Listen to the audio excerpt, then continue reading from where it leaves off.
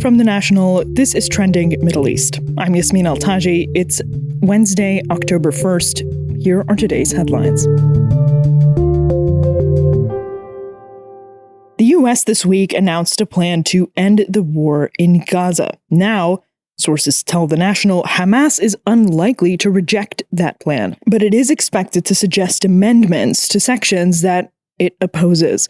That's according to sources close to mediators who spoke to The National on Tuesday. The National's Hamza Hendawi reports from Cairo. The sources said Hamas leaders were unhappy with the plan's provision for a surrender of its weapons, underground tunnels, and arms manufacturing facilities. Instead, said the sources, Hamas wants to hand over its weapons to Arab monitors who would, in turn, store them. And while Hamas is prepared to allow Israel to maintain a secure border zone inside Gaza, it insists that Israel withdraws from the rest of the coastal enclave and retain no security role there. Several Arab countries, including Qatar and Egypt, endorsed U.S. President Donald Trump's plan announced at the White House on Monday. That has put Hamas in a difficult position.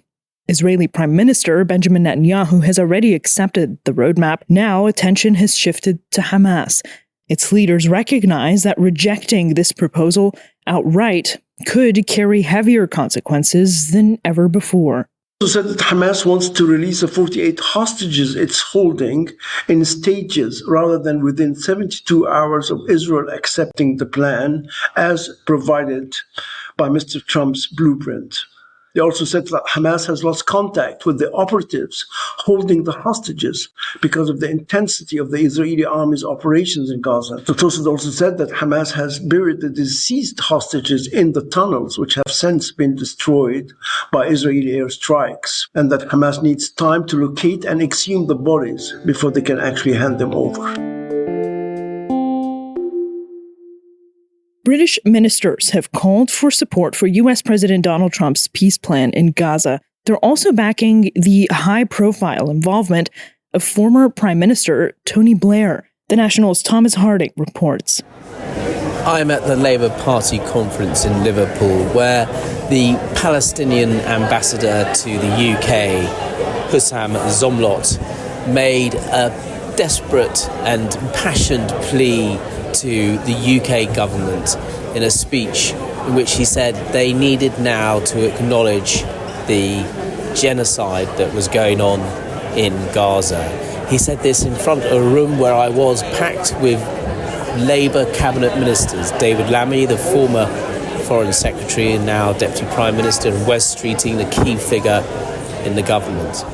The UK government is under intense pressure to call Israel's actions in Gaza, quote, genocide, after Labour adopted an emergency motion toughening its policy.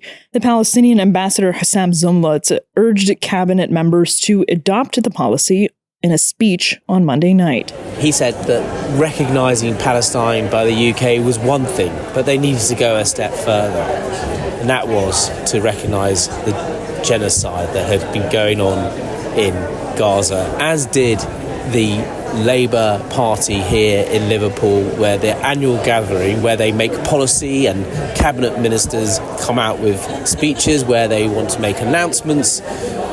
There is also a lot of debate here on Palestine, on the whole situation in the Middle East, and putting pressure on Israel in order to withdraw its forces and accept the deal, as well as Hamas, for peace in that part of the world.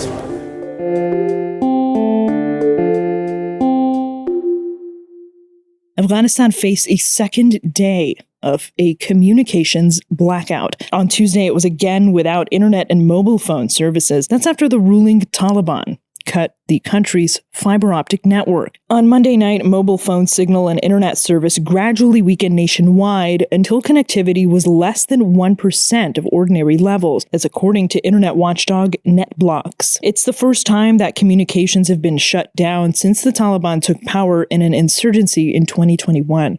The Taliban supreme leader reportedly ignored warnings from some officials earlier this month about the economic fallout and ordered authorities to press ahead with a nationwide ban. That's all for this morning's headlines. You can get these stories and follow our live coverage at thenationalnews.com. Yasmin Al-Taji, The National.